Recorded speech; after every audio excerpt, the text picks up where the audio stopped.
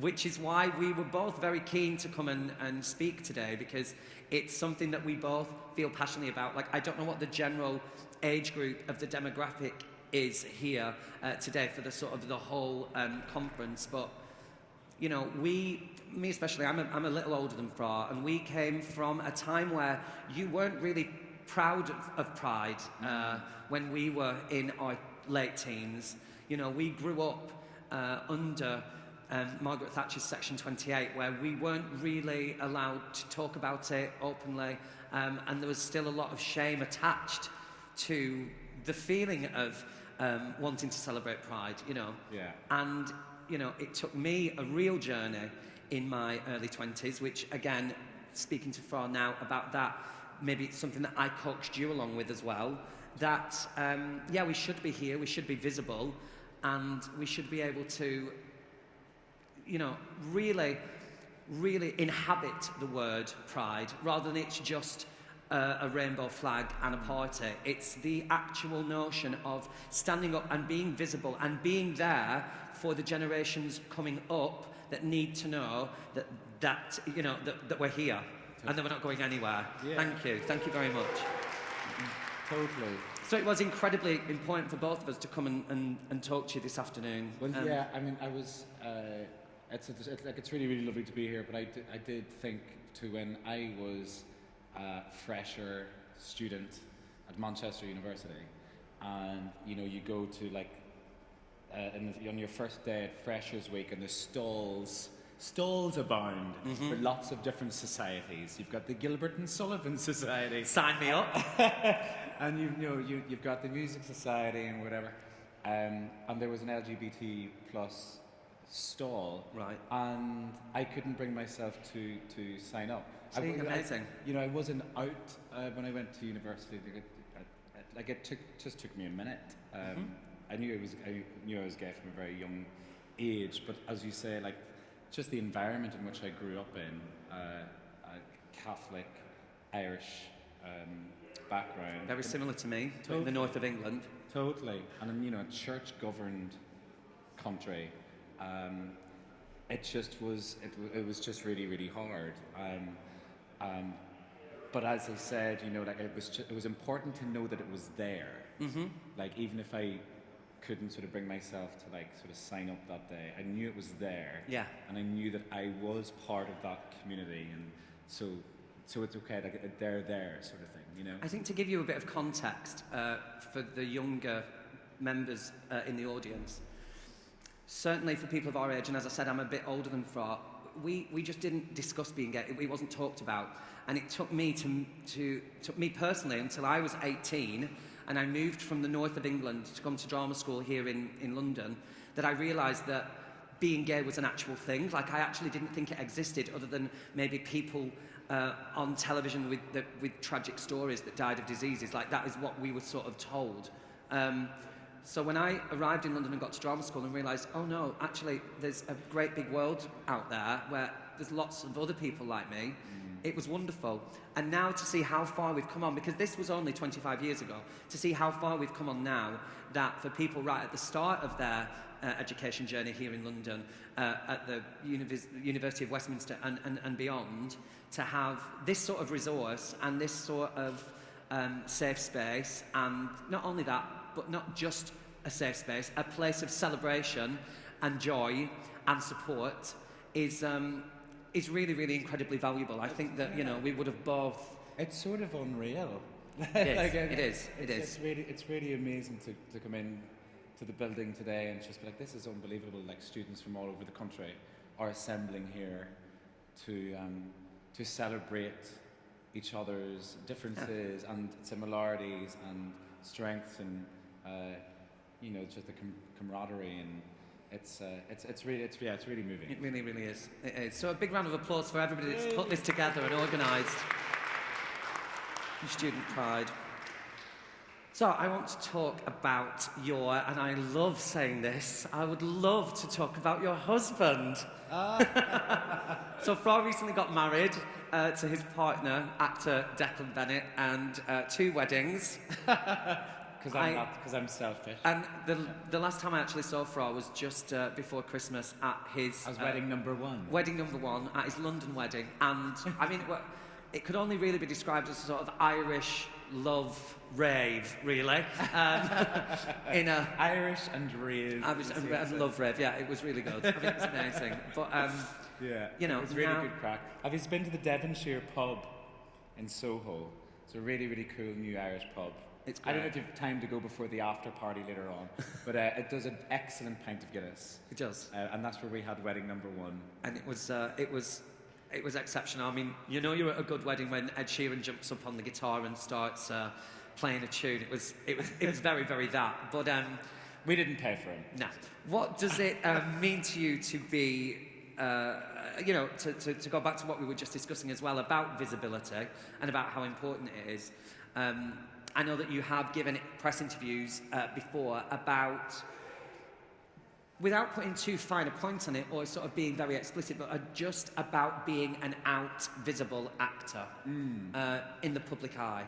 Yeah. For you and your partner, you know, it's just, I mean, to me, they're just my friends and it's just completely normal, but sure. When you've got the sort of eyes of the media on you, would you just like to talk on that just for a short while?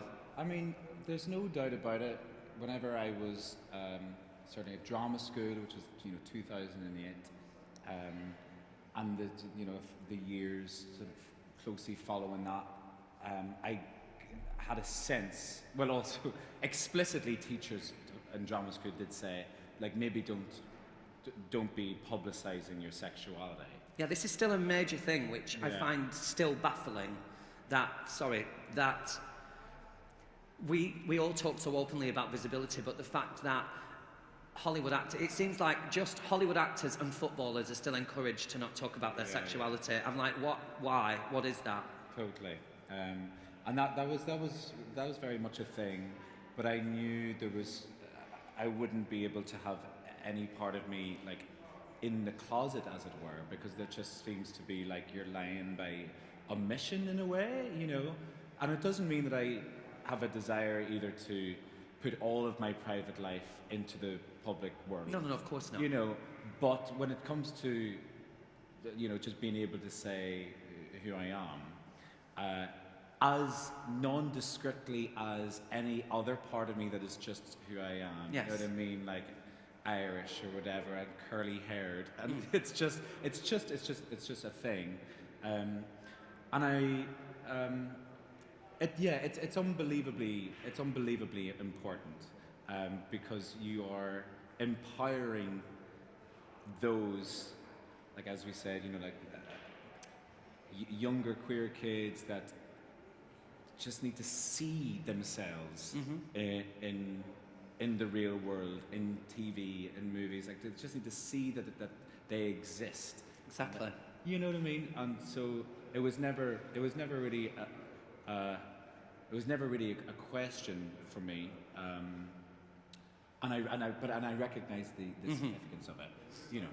And I think it's, again, it's important to acknowledge that, because as much as us as gay people don't want to labour the point about our sexuality on a wider scale, I mean, really is nobody else's business, but we have to, and I think it's so important that we are visible in a sector that still seems to want to hide that. It starts right here on days like today, where we celebrate Pride, and as I said, physically embody that word Pride, because it's still there. The stigma still exists, and that's why Pride is still and will continue to be forever important. Yeah, I was so I love this image at the back here, it's around the corner. You can't see it. Pride and protest, is that what it says? Of course, Pride is just protest. The reminder that that's what it is. Mm-hmm.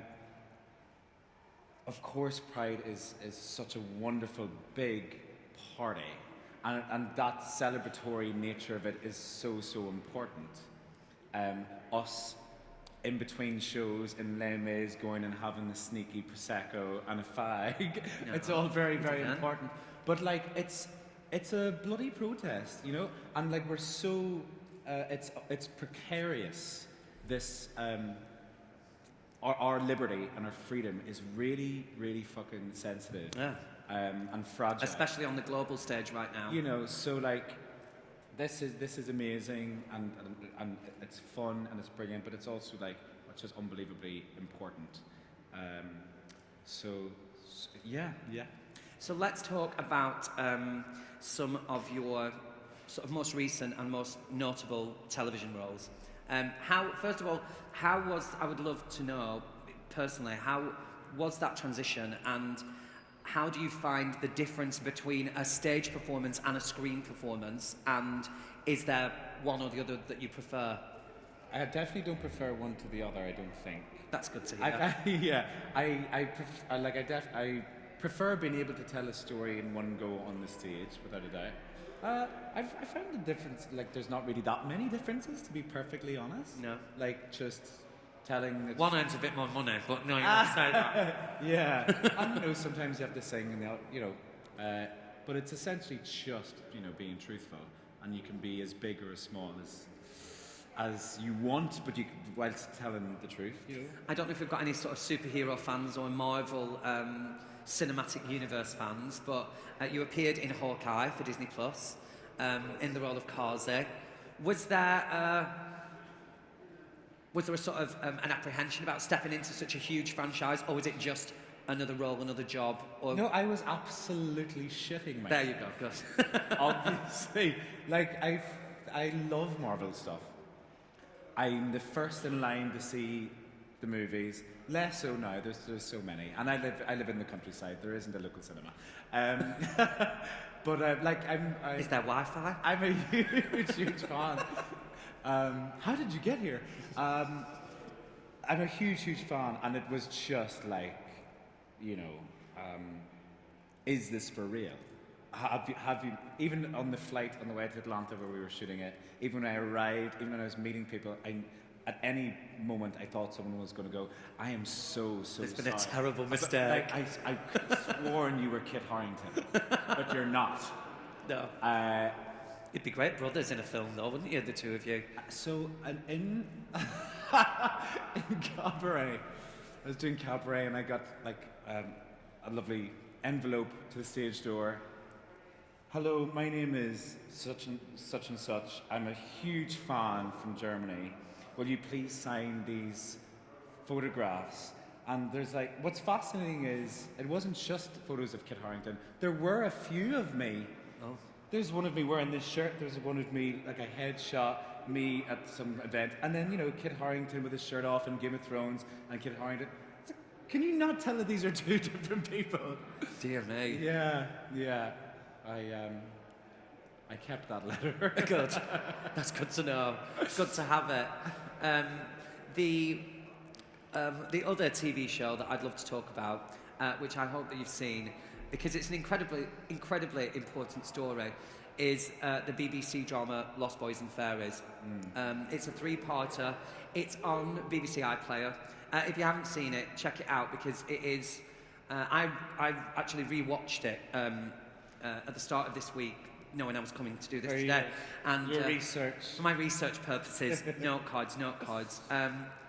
And, you know, watching it a second time, I mean, I think the first time I was just sort of blinded with sort of pride for my friend. But watching it a second time, you know, has anybody seen it? Have you seen Lost Boys and Fairies? Yeah, it really is amazing. It's an incredible piece of drama. Because I think really, and as I said, rewatching it for the second time for me, sort of really solidified how this was such an honest story from the perspective, you know, of two gay men in their late 30s, you know, early 40s. Because it's real, it's raw, it manages to handle, in just 3 episodes, some incredibly hard-hitting topics, a wide range of hard-hitting topics, in fact, that people from our community face. But for me, did it in a gentle way when it needed to be, you know, it wasn't laboured, and it told a really, really important story. Would you like to talk on your experience of filming that and what that meant to you? I mean, yeah, I can't express really how significant a time it was. Like when I got sent the scripts,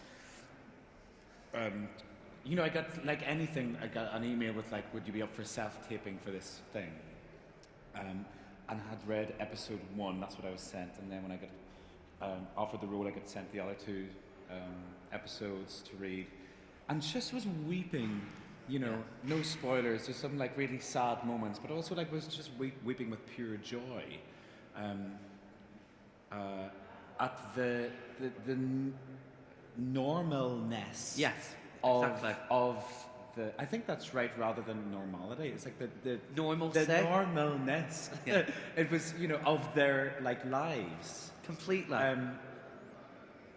You know, they've been together for like 8 years or whatever, and then they think that the next stage that we want to bring a kid into our lives, but they're going through all of their normal shit as well, and Yeah. like argue like normal people, but the love was just so potent between them and between, you know, their parents and Their friends, their the whole community. the community. You know, Gabriel's character, Sean's character Gabriel, like is mentored by this fabulous drag queen in the Loved club, her. and it was just so beautiful. I just thought the love was completely overpouring from that story, and I just adored it. I just adored it.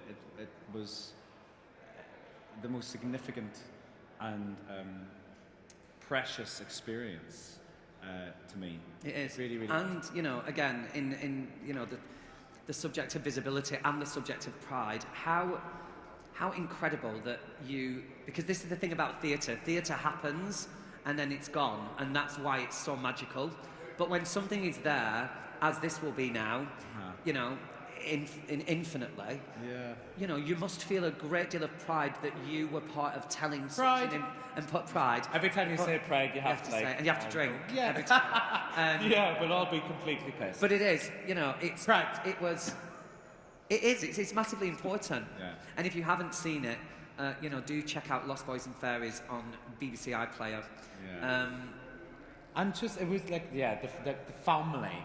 And I think, obviously, the family, because these 2 men want to adopt a kid and start their own family. But as you said, community, like, what is that? Like, it's family. And their family was the drag queen at the club, and their friends in that, you know, in that nightclub. And it's, it was just beautiful. As this thing is, this family. And I'm somebody who works in that sort of Soho nightlife and knows what that community is like to have. And I thought this was such an honest depiction of that. It really, really was. Yeah. So, you know, fair play and kudos to you all. If you don't fancy the after party tonight, Carl will be performing this evening. I'll be somewhere in Soho. Just follow the screams tones. and the throngs. So I'd like to talk to you very briefly about a TV show that's just hit our screens. For those of you with Apple Television or other illegal methods. And it's the new thriller, drama, Prime Target. Sure. I think really what we'd like to know is what was it like to do a sex scene with Leo Woodall? I mean, yes, nice.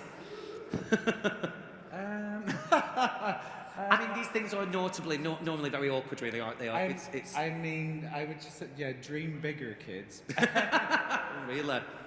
Is that a spoiler? No, yeah, it was fun, but like it's hard, like it's almost like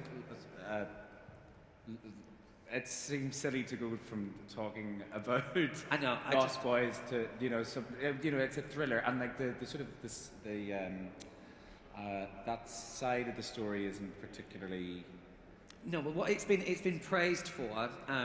Well, I the think fact that it just happens to be a central gay character, but it's not. It's not about the sexuality. No, it's not about that. Which I think that's important to see. Totally. Completely normalizes.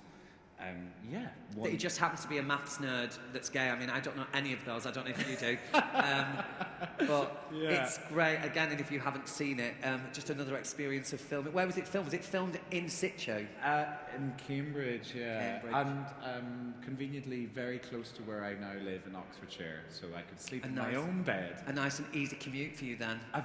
There was one there was a few days actually we were filming 10 minutes away from where we live, which was just an absolute delight. Yeah. It's a lot closer than Atlanta, isn't it? Yeah. We're almost done with our time, Fra, but am I allowed to ask? Have we got any idea about what's next? Anything coming up? Anything you can talk about that we might be seeing you in the near future? What have I got coming up? Staring into the abyss.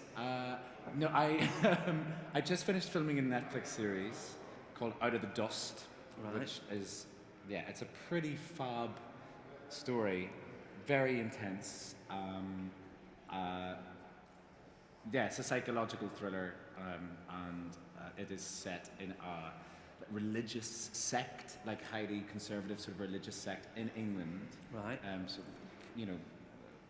a cult essentially, and a cult in which, like many sort of religious, highly conservative religious groups, in which the women are sort of subjugated, and so the lead, Molly Windsor, who's fantastic, she sort of is discovering that this may not be the world for her, and I play a character called Sam who has broken out of prison, and it sort of maybe lures her out or whatever. And that's called Out of the Dust. Out of the Dust. Coming soon to a Netflix screen. To a Netflix screen near you, most likely in your living room. Any plans to be back on stage anytime in the near future? I would love to be back on stage. Yeah, I fucking love it. It's home. We'll see. Hopefully soon. And to sum up everything that we've sort of discussed, knowing that we're here for Student Pride and with people, as I said earlier at the start of their maybe education journey, if you could go back and tell yourself, tell a younger Fra anything, do you know what that might be? Oh my God. Do you know what? I'd probably try and convince him to go and sign up at the LGBT stall. Amazing. There we go. That's what we want to hear. Yeah. We love to hear that. And I really care for that 18-year-old lad that was just completely shitting himself. Yeah. But I would love to sort of go back and just give him a little nudge and go, it's going to be okay. And that first year of uni was, it was obviously really, really fun, but it was also like terrifying because I was, I was in the closet and just thinking back. It was the same for me. It's exhausting. Yeah, it was the same for me, and you would never think that now, really, if you knew me as a person, that at 18 I could have still been in the closet for a year before I came out at 19. That's it's wild. Exhausting. That's like that's our generation, and so I think I'd give that wee lad a nudge and go, here, you won't regret it. You're going to be okay. And Canal Street's really fun. Go out there all the time. Absolutely. Absolutely. Without at the risk of ending on a sort of political note, sure. I'm sure it's safe to say, especially with things in the press the last couple of days, that the world is a bit of a scary place out there right now, especially on the international stage. Hopes for the future. I know it's quite broad, but at the risk of sounding or like ending on a political note, can I be really, really political? I think so. Like hopes for the future. I think it's like more of this and recognizing just how unbelievably important this work is. Absolutely. To see fucking Keir Starmer, I voted Labour this year, by the way, but that doesn't mean that anyone is void from criticism. Cozying up to Donald Trump yesterday was just so bloody disgusting. Knowing what is happening over there for our trans friends and family is just utterly disgusting. How he was just brown-nosing that man, right? Like horrendous. It's just horrendous. Like what the fuck? Like hold him accountable. Like it's just disgusting. So like my hope for the future is recognizing, because of the work that has been done since that first Pride event, a huge, huge political statement is like it is on the thinnest piece of string. Absolutely, at the moment. And it can change like on a dime, as we can see in America. And it can change here. It can change in Ireland. So the hope is that we never become complacent. No. And for all of the parties that we have, we also remember like what this is. It's a really, really, really important statement, and it's a march. Mm-hmm. It's Absolutely. a march. And I think, as I said, attending something like this today, for all of you, but for Fra and I as well, has been, incredibly important because, the work continues. We're seeing that. We are seeing now threats from external sources, from other countries, from the governments of other countries, and it's important now more than ever to come together, to celebrate each other, to celebrate our differences, to celebrate our achievements, and to celebrate pride. I've been Carl Mullaney, your host. Please give it up for the amazing Fra Fee. And thank you for joining us. Thank you. Thank you, Carl. Yeah, thank you. Thank you so much. Thank you. It's been an honour. Cheers. Cheers, shall we?